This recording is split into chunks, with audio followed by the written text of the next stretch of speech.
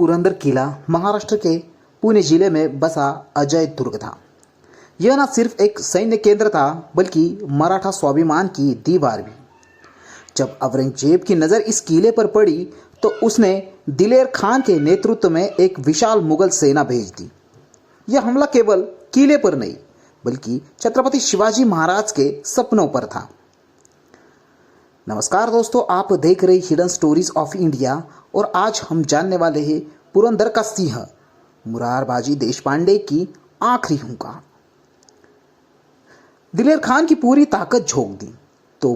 तोपों, भारी घुड़सवार हाथियों के दस्ते और हजारों सैनिकों का जमवाड़ा पुरंदर को चारों तरफ से घेर लिया गया। हर दिन भारी तोपों से दीवार को तोड़ने की कोशिश होती थी, पर किला डटा था और इसके भीतर था एक वीर, मुरारबाजी देशपांडे। मुरारबाजी देशपांडे कोई साधारण सेनापति नहीं थे।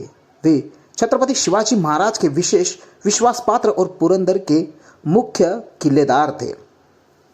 जब छत्रपति शिवाजी महाराज ने उन्हें मुगलों की चढ़ाई की खबर दी, उन्होंने एक ही वाक्य कहा, जब तक मुझ में रक्त की एक बूंद है पुरंदर झुकेगा नहीं। मुगलों ने पुरंदर के गेट और बुर्जों को तोपों से उड़ाने का प्रयास किया, पर मराठा तोपचियों ने भी भारी पहाड़ी ताकत दिखाई। हर हमले का जवाब पत्थर, बंदूक, आग और रणनीति से दिया। ये लड़ाई केवल हथियारों की नहीं थी, आत्मा की थी। मुरारबाजी ने किले के भीतर रोटेशन रणनीति बनाई। घायल सिपाही आराम करे, ताज़ा सिपाही मोर्चा संभाले।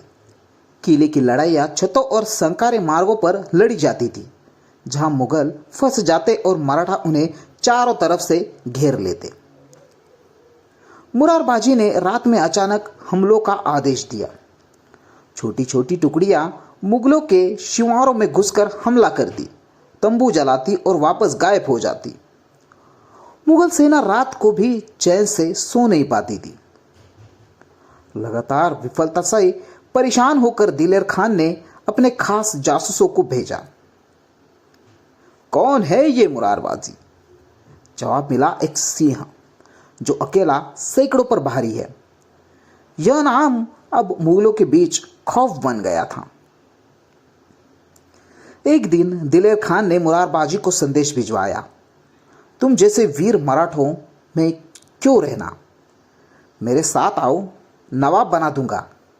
जवाब में मुरारबाजी ने सिर्फ अपनी तलवार की धार दिखाई और कहा, मैं छत्रपति शिवाजी महाराज का सेवक हूँ, मुगलों का नहीं।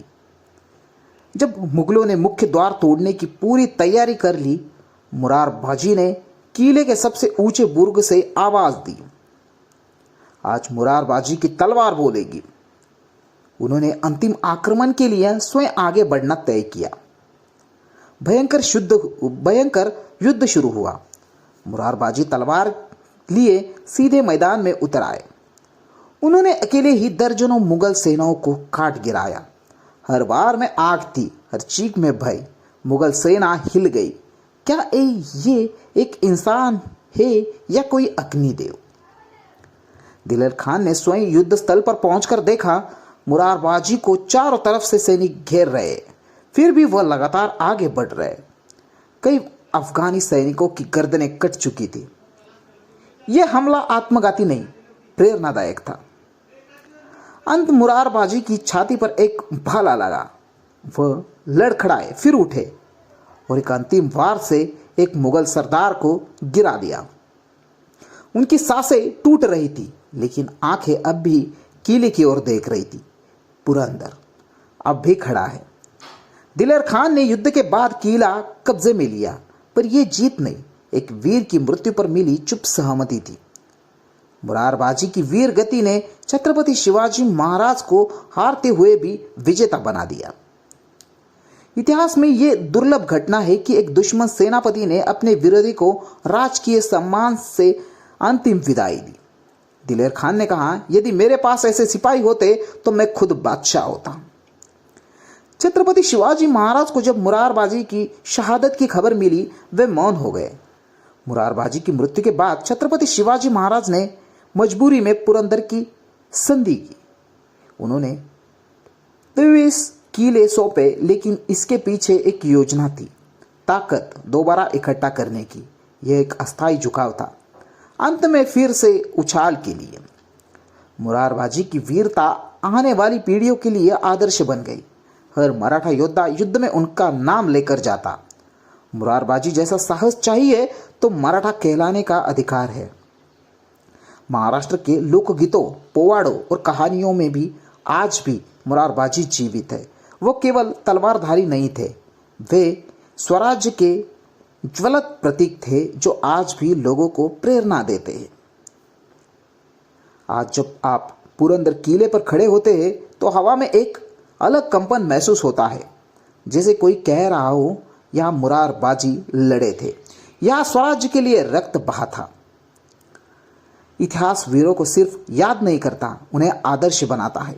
मुरारबाजी देशपांडे की कहानी हिडन स्टोरीज ऑफ इंडिया की वो ज्वाला है जो हर युवा को सिखाती है देश और धर्म के लिए मरना जीवन का सर्वोच्च सम्मान है। आई होप आपको आज का वीडियो अच्छा लगा होगा।